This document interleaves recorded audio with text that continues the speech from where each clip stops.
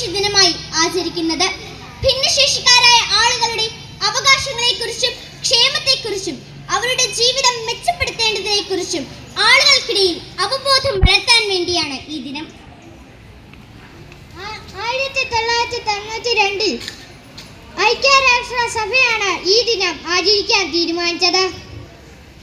സാമൂഹിക പുരോഗതിക്കായി ഭിന്നശേഷി സൗഹൃദ സമൂഹങ്ങളെ പരിപോഷിപ്പിക്കുക എന്നതാണ് 2025 ലോക ഭിന്നശേഷി ദിനാചരണത്തിന്റെ തീം. അവരെ സമൂഹത്തിന്റെ മുഖ്യധാരയിലേക്ക് കൊണ്ടുവരിക, അവരുടെ കഴിവുകളെ ലോകത്തിനു മുന്നിൽ എത്തിക്കുക. അവർക്ക് വേണ്ടത് സഹതാപമല്ല, സ്നേഹവും അംഗീകാരവുമാണ്.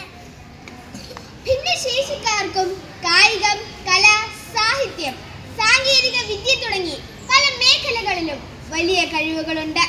അങ്ങനെയുള്ളവരിൽ ലോക പ്രശസ്തരായ ചില വ്യക്തികളാണ് Helen Keller, Beethoven, Vincent van Gogh, Sudha Chandran തുടങ്ങിയവർ.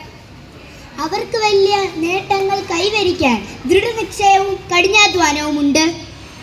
നമ്മുടെ കൂട്ടുകാരിൽ ഭിന്നശേഷി അനുഭവിക്കുന്നവരുണ്ടെങ്കിൽ അവരെ മാറ്റി നിർത്താതെ എല്ലാ കളികളിലും പഠന കാര്യങ്ങളിലും ചേർത്ത് നിർത്തുക.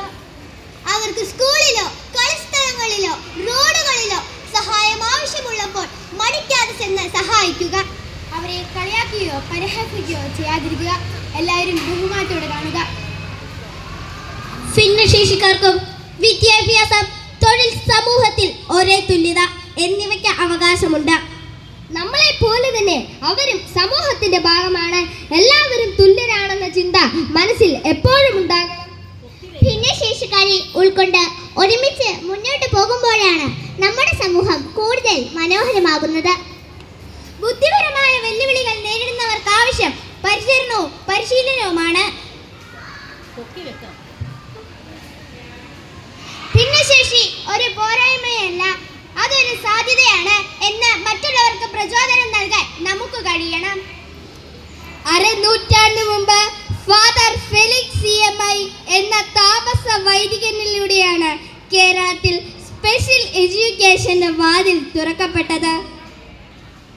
കേരളത്തിൽ സർക്കാർ അംഗീകൃതമായ 300ഓളം സ്പെഷ്യൽ സ്കൂളുകളിലും 60ഓളം ബഡ് സ്കൂളുകളിലുമായി 1/4 ലക്ഷത്തോളം ഭിന്നശേഷിയുള്ള വിദ്യാർത്ഥികളും SSA-IED പദ്ധതി പ്രകാരം ഒരു സാധാരണ സ്കൂളിൽ 50,000-ഓളം കുട്ടികളും പഠന പരിശീലനം നടത്തുന്നുണ്ട്. കുഞ്ഞേ, നീ അറിഞ്ഞല്ല നീ ഇങ്ങനെയായത്, നീ അറിയുന്നുമില്ല നീ എങ്ങനെയാകുമെന്ന്. ഇനി നിന്റെ ചേതനയിൽ സ്വത്വബോധം ഉണരുന്നതുവരെ നിന്റെ മനസ്സിൽ ഞാൻ തപസ്സിരിക്കാം. ഭിന്നശേഷിയുള്ള ഓരോ ശിശു മനസ്സിന്റെയും കണ്ണിൽ നോക്കി നമുക്ക് മന്ത്രിക്കാം. നമുക്ക് മനുഷ്യരാകാം, ഇവരുടെ ദൈവമാകാം. നന്ദി, നമസ്കാരം, ജയ് ഹിന്ദ്.